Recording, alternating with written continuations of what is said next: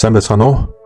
Өнөөгийн ертөнцийг үндэслэгч эзэн Чингис хаан номын зохиолч профессор Jack Weatherfordтой инфлюенсер Lex Fridman-ы хийсэн ярилцлагаас та бүхэндээ зурлаар хүргэж байгаа билээ.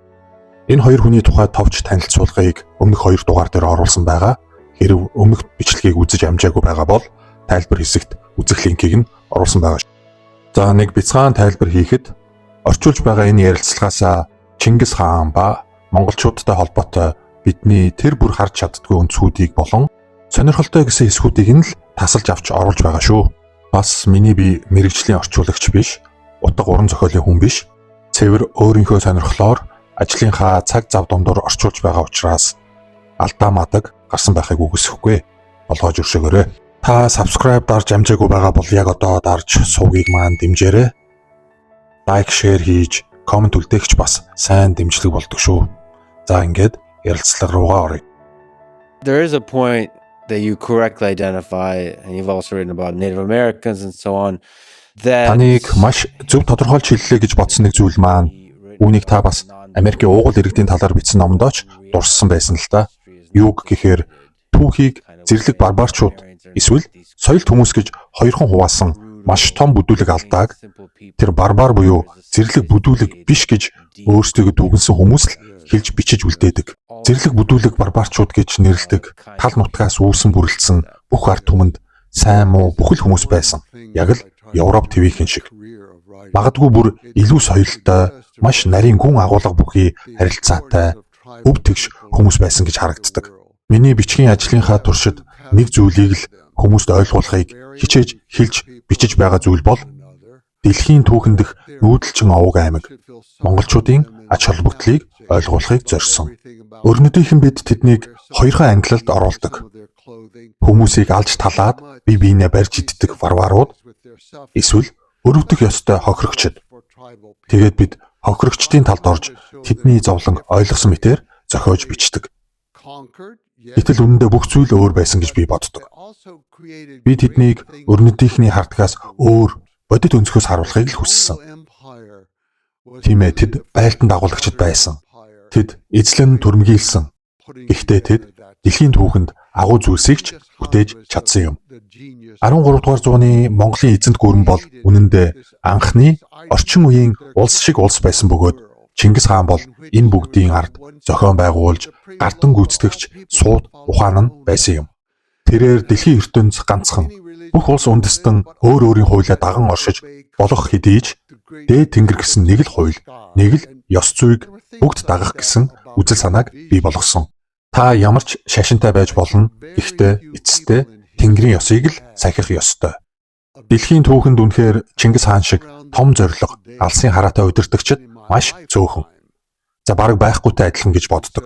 Өнөөдрийн дэлхий дээрх улс үндэстнийг хараад байхад Рузвельтээс хойш алсын хараа вижн гэдэг зүйлгүй болжээ. Бурхан минь зүгээр л маш их урья слоган, уулзалт хурал, бодлогын баримт бичиг гэсэн зүйлийг л бид маш сайн, бүр маш ихээр нь хийж чадаж байна. Гэтэл алсын хараа хаана байна? Бид инх тайван амар амгалан болно. Бидний амьдрал сайжирнаа. Намайг сонго.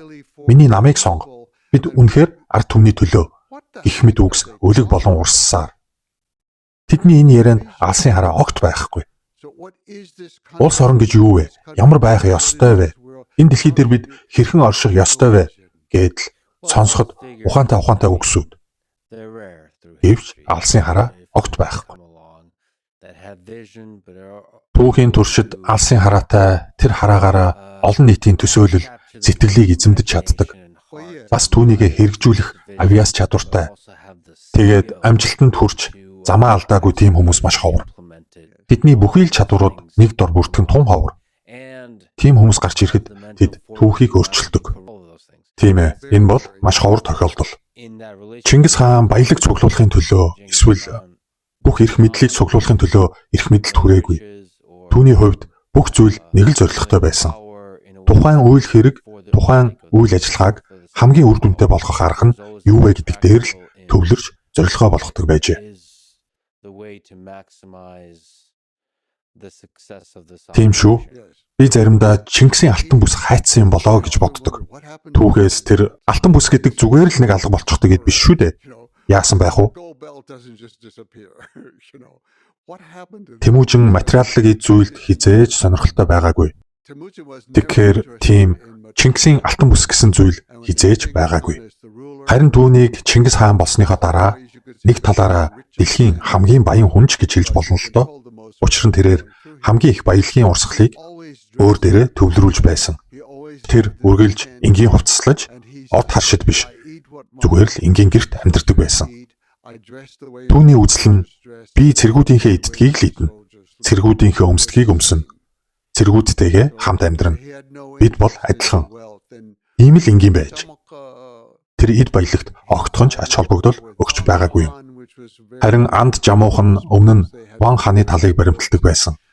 Тэд худалдаа арилжаа, бараа ихтэй, эд баялагт сонирхолтой баян хүмүүс байсан нь өсөн хүчирхэгжиж байгаа Чингис хааны үзэл бодол зан ааштай зөрчилдсөн байх гэж харагддаг.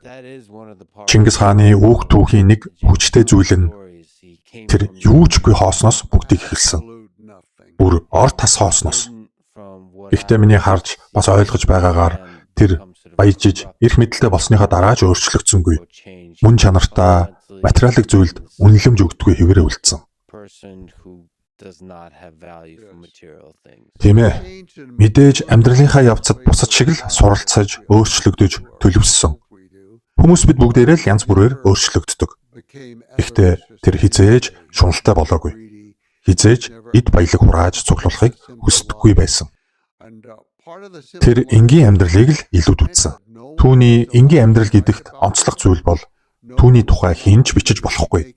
Түүний дүр төрхийг хинж бүтээж болохгүй. Хинж түүний хөргийг зурж болохгүй. Хинж түүний хөшөө баримл сийлбэрийг хийхгүй. Түүнд зориулсан ямар ч барилга бүтээн байгуулалт, орд харш, бунхан, сүм барьж болохгүй. Хамгийн энгийн чулуун хөшөөж Чингис хаанд байдаггүй. Юу ч байхгүй. Бүр юу ч шүү. Үнэхээр гайхалтай байгаа юм шүү. Хэн нэгэн танд хөшөө барьсан мөчөөс эхлээд л та 3 дахь зам руугаа ордог. ертөнцийг боддоор харахаа болж таалагдах үг хэлдэг л хүмүүсээр хүрээлүүлж буруу мэдээлэл авч эхэлнэ.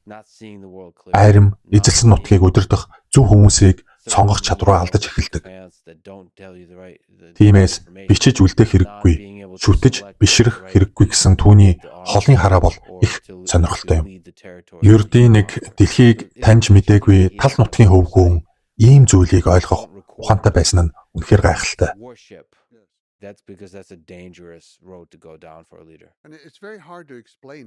Тийм том эрх мэдэлтэй хүн яаж тийм тууштай байсныг тайлбарлахад хэцүү. Хүнийг эрх мэдэл их амархан эвддэг нь дэлхийн түүхээр дүрэн байна. Гэтэл Чингис хаан огт нуграагүй.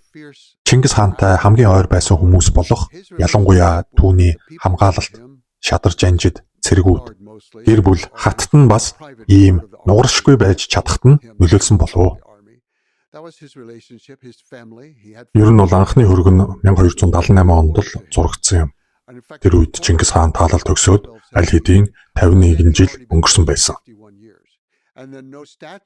Харин анхны хөшөө нь 21-р зуунд л боссон юм.